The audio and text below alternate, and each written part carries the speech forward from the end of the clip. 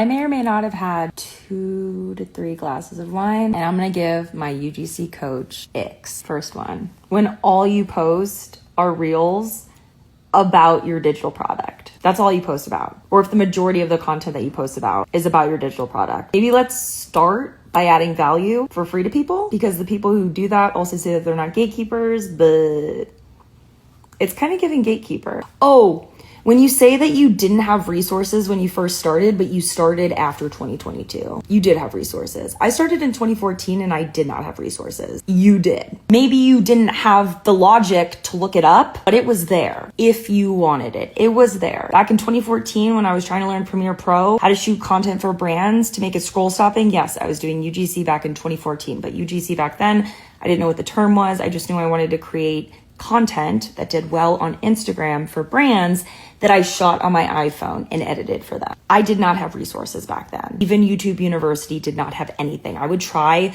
to find tutorials for Premiere on YouTube for the specific type of editing I was doing, aka DR, which I didn't even know the term existed back then. But like the resources were literally not there, which is why I created UGC Social, which is now UGC Pro. It's funny because I used to work for a company that literally got dissolved overnight because of an FTC violation. And the majority of these quote unquote coaches, if they were to get flagged by the FTC, they would also be in a similar situation as the client that I worked with. Because the client that I worked with, they weren't even doing what a lot of these coaches do, yet they still broke rules of the FTC, specifically income claims. Just gonna leave that there. Okay, last one, and then I'm gonna call it a night. There are coaches out there that are acting like limited usage rights is like a normal thing. I have hired maybe 5 creators in my entire career with limited usage. It has always been perpetual ownership. And it only became a topic or like up for debate when UGC went mainstream back in 2022. And if you say otherwise, it shows that you're green. Like genuinely, that's like a self-report. Again, this is coming from someone that's been in the industry since 2014. That's over a decade of experience. I've worked with some of the biggest agencies in the country, Acadia, W Promote, Mute 6. That's literally where I met my fiance. I've also worked with over 1,000 brands. I've hired well over 1,000 creators in the past 3-5 years. I've worked internally. I've worked fractionally. I'm a freelancer. I work with brands that are spending over $10 million a year on Meta alone. I've generated over $500 million